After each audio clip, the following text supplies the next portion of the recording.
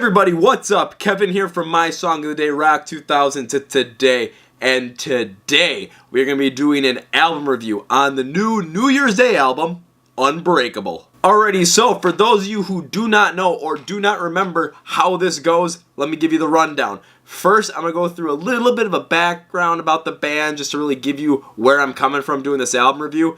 Second, I'm going to be going through the album song by song to really give you a feel about how each song fits into this album and the album as a whole. Third, I'm going to give you my rating on a scale of 0 to 10. Of course, 0 being anything Maroon 5's put out in the last 10 years, and 10 being The Suffer and The Witness by Rise Against, just because that album's great. And don't worry, I will tell you my reasonings why behind it. So, enough with that, let's get going! Alrighty, so a little bit of our background specifically on New Year's Day. I never really paid attention or really heard of New Year's Day until one of our Instagram followers actually suggested, I think back in January, hey, check out New Year's Day. And I said, okay. Listen to it. I think I featured him once on the Skills so far and again on album release day because, well, that's a smart thing to do in my opinion. So this is also the first female-fronted band that we are doing an album review on. I think I've done like 10 or 11 up to this point, but this is going to be the first one of a female-fronted band, which is kind of cool that New Year's Day kind of coming in and breaking into that. Also, I've been talking about the Unbreakable album a lot leading up to it on our IGTV channel, not really IGTV, Instagram Live, and in comments on Instagram and Twitter, so I am more than ready to do this one. Let's jump right into the album and let's look at it song by song. Come For Me is the third and final single, of course, on this album that came out, and it comes in at number 1 on the album as a whole.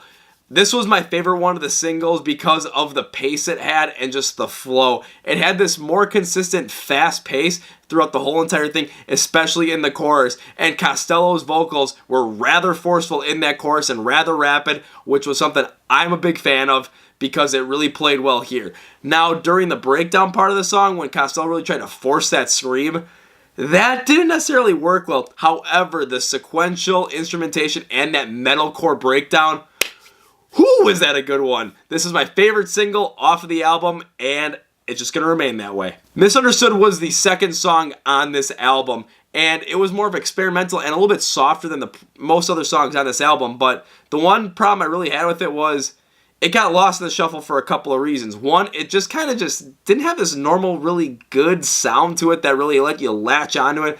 Didn't really care for it. And second was the way they use this overtly female empowerment moniker that this is throughout the whole entire album. On this song, it's all just, that's basically the song is the message. They just throw it right at you. And I think they did it for a couple of reasons. One is societal pressures, just to make this song a huge hit with that kind of a moniker, I should say. But I really didn't like it because there was really no creativity to it. It just kind of was in your face to be in your face. And the song just kind of gets lost in the listing of the album. I really didn't care for the song at all. Skeletons was another single off this album, and one thing I really like about the song is the message of honesty and being true to yourself and just being accepting of your own self, which is something that a lot of people need to consistently hear. I know I did at one point, now I'm totally, flying high on myself, but I know a lot of people that really need it. It also was a lot more melodic musically. It just had this nicer flow to it, and it just had this, more, again, melodic style to it, which I really did enjoy. I thought it was rather well balanced between Costello's vocals and through the instrumentation as you went from verse to chorus to verse to chorus to breakdown to chorus. And since the song's been out, it's been growing on me more and more. I'm starting to enjoy this a little bit more. Still not going to be my favorite single, which of course is Come For Me, but this is a good song. Unbreakable is the titular track that comes in at number 4, and it was much like Misunderstood, where it was just blatant in your face. This is about a female empowerment song, and of course, I really wasn't a fan of it, but let me tell you why. I really wasn't a fan of it just because it wasn't woven into the song at all. That is what tried to make the song. It wasn't anything musically. It was just, this is the message, and that's what they put out there. Much like Misunderstood, and that is not something I really cared for at all. Now, stay with me on this because there are songs later on down this album that actually do weave that message and weave that into every single song, and I think they do a better job, and I'll explain why. Now, again, this instrumentation, when they went between like metalcore and aspects of like arena rock on this one, as I thought, it just kind of lacked a little bit of a flow. It just wasn't necessarily good. In my opinion, this was what they were trying to go for, an anthem of a song, and it just really fell flat. But that's in my opinion, in my ears. It just fell flat completely. Shut Up is one of the other singles that came off of this album. It is easily the most popular single off this album, but it is my least favorite. The thing I like about this song was Costello's vocals were fantastic. That was what actually kept me somewhat in the song throughout the whole entire thing.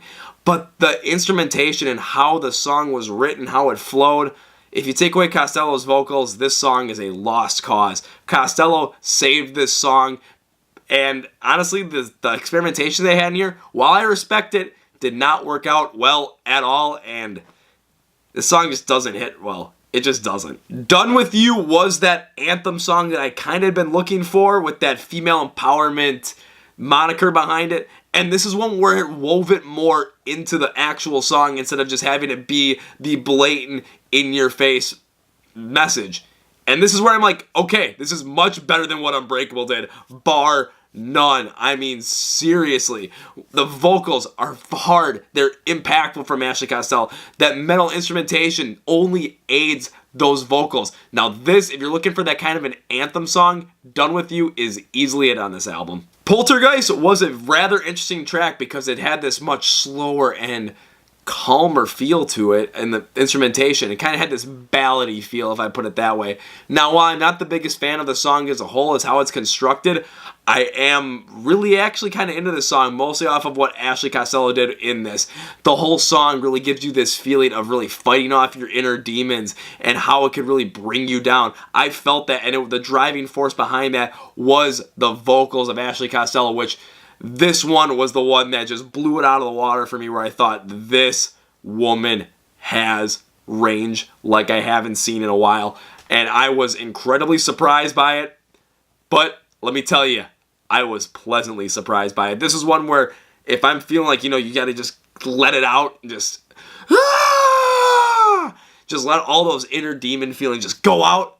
This is the song to do it to. Break My Body now jumps back into that faster, harder pace that New Year's Day was more consistently known for in their previous albums, and mostly previously in this album as well. Now, this song actually grew on me as time went on because the drum and the guitar throughout the whole entire song really flowed together nicely. It had that fast, consistent pace.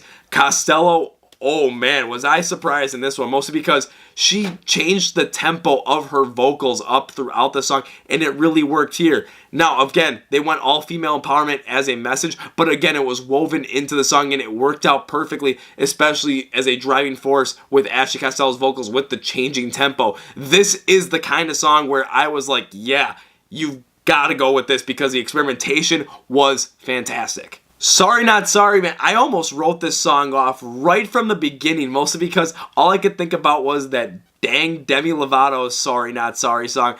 Demi, you almost made me write this song off. What are you doing? However, let's go actually into the song, and this is one where I thought they did a lot better job of what Unbreakable, the titular track, was trying to do with that female empowerment style, because they really told a much better story through the lyrics instead of just being blatantly out there and in your face with it. Costello's vocal range was well done, especially when they used much more strict, clean vocals. The instrumentation flowed nicely, and it just didn't have the same punch, though, as Break My Body did, but I liked it.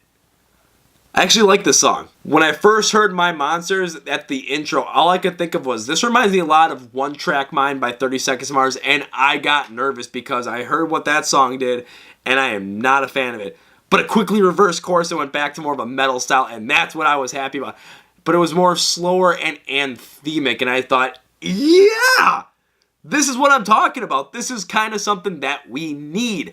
When Costello used those harder vocals, I'm going to say harder, where it's more harder singing, but not the screams. Oh man, was that fantastic. It was well done on this one, and Costello's vocal range lifted this song up as well, especially when you're using a harder vocal style and you're talking about fighting your inner demons. Hell yeah. I'm here for it. Yes. Alright, I gotta go talk about Nocturnal right now because when it started out, it gave me this faster paced kind of intro, motionless and white style, and I was intrigued from the get-go. But then it just kept going and going. The rapid pace on the instruments, they only complement that distorted sound and Costello's vocals. It amplified it. It made it so much better, and especially when you're talking about, the dark side idea of it. Oh man, was that just... This song was well put together, well constructed. I've been listening to it kind of nonstop since I first listened to it, from when I first listened to it to when its album review is coming out. And honestly, this might be the best song on the album. Scratch that. It is the best song on the album. And most importantly, I thought this might be a contender for Song of the Year 2019. It is that good. You have to go check it out. I Survived. Yeah, that's definitely a great place to put it on the album at the last spot, because I thought after listening to the song, man, I survived going through this one. Basically because it was just bland. I just didn't think it had anything to it. There was no redeeming quality to it. I think another reason why it had that is because Nocturnal was the KO punch on this album. It was the knockout. And to have this one just as the last song on it, it just kind of just mellowed it out a little bit. I wish they would have ended it with Nocturnal and just left that, because that was the KO punch the album needed. Would have been a great way to end it, but we have I Survived to be the ending song. Alright, time to give my overall rating on Unbreakable by New Year's Day, and...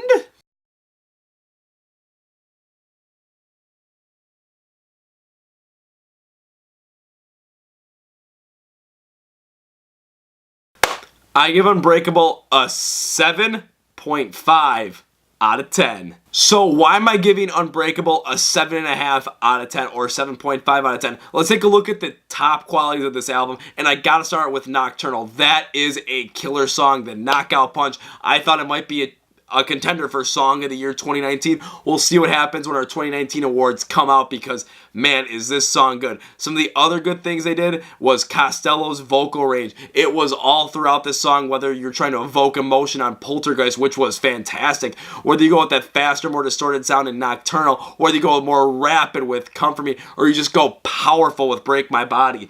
Man, Costello's vocal range is shown very well here.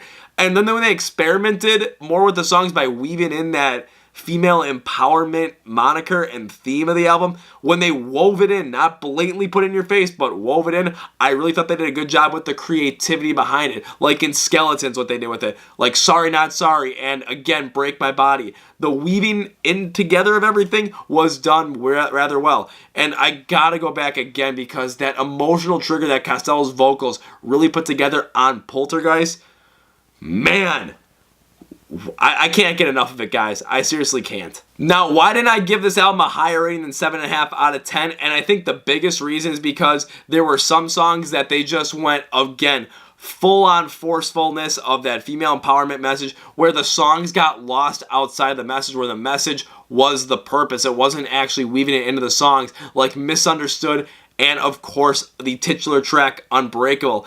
Now, I fear these songs are actually going to be the more popular ones on the album rather than the ones in the second half of the album. And that's just because I think the mainstream media is going to lock in on those. And I think they kind of might have been created based on societal pressures. However, I just don't think they were good songs. I think when they wove it in later, like in Sorry Not Sorry and Break My Body, I thought they did a much better job. I just think, man, I wish that the mainstream media and kind of the mainstream actually are going to lock into those later songs, especially Nocturnal, but I don't think that's going to be the case. Also, that instrumentation that they used on Shut Up, I thought really hindered Ashley Costello's vocal range, so wasn't a big fan of it. It was a drawback on the album, and some of the experimentation actually kind of hindered Costello's vocal range later on in the album, but I think overall, New Year's Day put out a rather good album with a bunch of killer tracks in the second half of it, along with Come For Me at the top. Overall, I think this album's going to have some kind of a staying power, and I think this might actually propel New Year's Day into being more of a potential headliner at concerts than rather being like an opening act like they are right now. Alrighty, that's it. Thank you for watching the Unbreakable by New Year's Day review by my Song of the Day Rock 2000 to today. If you liked my review, hell yeah, give me that thumbs up. If you think I did a bad job, give me a thumbs down. But whatever you do, always include in the comments your reason why. I want to hear from you guys, and I want to talk music with you. Also, if you're not subscribed to this channel, what are you doing? Why don't you hit that subscribe button that's right there, but actually hit the one in the corner. That one's a lot better. And then hit that bell icon because you'll be notified when we release videos every single Wednesday and some special Monday ones as well. Also, if you're not following us on social media, you gotta be kidding me. You're gonna want to like us on Facebook, which is kind of, I think the emblem's right there. The emblem for Twitter is gonna be right there. The emblem for Instagram is gonna be right there. I've got links in the description below for you to follow those and, enjoy all our good content because we put a lot of stuff out on Facebook. We connect with you on Twitter, connect with you, and do a lot more stuff with video like IGTV and Instagram live streams on Instagram. Now, we also have a podcast called the Chord Progression Podcast. We talk a lot of music. We just give you some more insight on things, and it's just a weekly fun thing. Also, this is where I love to talk to you guys more in depth about music, especially for the New Year's Day album. I had 2 of our top Instagram followers on the podcast talk about the album, and it was fun and fantastic. So if you want to listen and get some good, listening in, passive listening on your day, listen to the Chord Progression Podcast on Spotify, here on YouTube, iTunes, or Google Play. All links in the description below, along with a form, or actually our podcast's kind of webpage, I should say. Link to the webpage, so you go to the My Song of the Day webpage, go to the Chord Progression Podcast, and then fill out the little fill-out form if you want to be a guest. And then we'll get you on. Also, lastly, most importantly, if you have an Amazon Alexa and you're not subscribed to the My Song of the Day Rock 2000 to Today Alexa skill, you gotta be kidding me. Here's what you gotta do. You gotta one of the two. You gotta, 1, click the link in the description below and enable the skill. Or you can say, hey Alexa, enable My Song of the Day Rock 2000 to Today Alexa skill. And boom, if you want to play the song of the day, say, hey Alexa, play my song of the day. You'll get a 5-second intro from yours truly, and then the song will play in its entirety. All of a sudden you want to play it again, boom, play it again. You can play it for 24 hours. And then say you don't want to listen again, but you want to listen to a new one the next day, say, hey Alexa, play my song of the day, and boom. You'll get a brand new song every single day. It's a great way to remember old bands, rediscover old songs, discover new bands, discover bands you love that just put out new music. You never know. But most importantly, I want to say thank you for subscribing to this channel, for following us, for supporting us. It means the world to me. Thank you very much. And that's it for me. This is Kevin from the My Song of the Day Rock 2000 Today YouTube channel. Hat flip. See ya!